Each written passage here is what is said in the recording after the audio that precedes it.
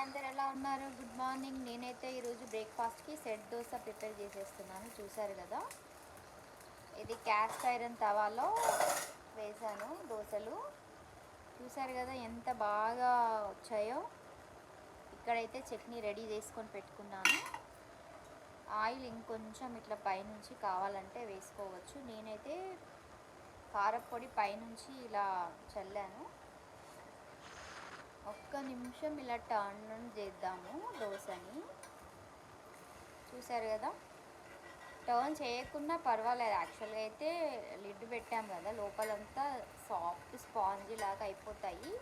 కాకపోతే నేను ఏంటంటే కొంచెము వెనక సైడ్ కూడా మంచిగా రావాలని టర్న్ అవుట్ చేశాను. చూసారు కదా, చాలా చాలా బాగుంటాయి. ఏమీ లేదు, మీరు పిండి సోక్ చేసేటప్పుడు కొంచెం కందిపప్పు, కొంచెము శనగపప్పు వేయండి. మెంతులు అటుకులు ఎలాగో మీకు తెలుసు కాబట్టి ఈ శనగపప్పు కందిపప్పు వేస్తే సెట్ దోశ చాలా టేస్టీగా ఉంటుంది. నేనైతే ఎప్పుడు ఇలానే చేస్తాను. చట్నీ కూడా రెడీ అయిపోయింది. చట్నీ అంతా రెడీ చేసుకొని పెట్టుకున్నాను. పల్లీ చట్నీ మా వారికి వడ్డీ చేద్దాం. చూసారు కదా, వేడిగా సెట్ దోశ ఎలా రెడీ అయిపోయిందో, క్రంచీగా. ఈ క్యాస్ట్ ఐరన్ తవా వాడడం వల్లనే ఇంత బాగా వచ్చింది.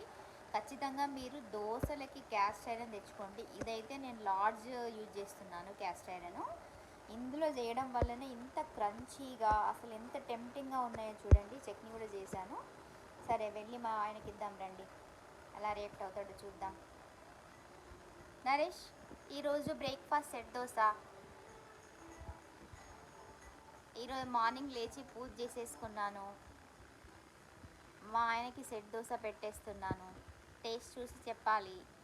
క్యాస్ట్ ఐరన్లో వేసిన సెట్ దోశ ఎలా ఉందో ఇప్పుడు నరేష్ టేస్ట్ చేసి నాకు చెప్తాడు. ఓకేనా? ఎస్ నరేష్, కమాన్. పాపం వేడిగా ఉందంట, కాస్త టైం ఇవ్వు నాకు, వేడిగా ఉంది అంటున్నాడు. ఎస్, లోపల స్పాంజీగా, పైన క్రంచీగా ఉందా? ఎస్, ఓకేనండి. బాయ్. ఈ వీడియో నచ్చినట్టయితే లైక్ చేయండి, షేర్ చేయండి, సబ్స్క్రైబ్ చేయండి. బాయ్.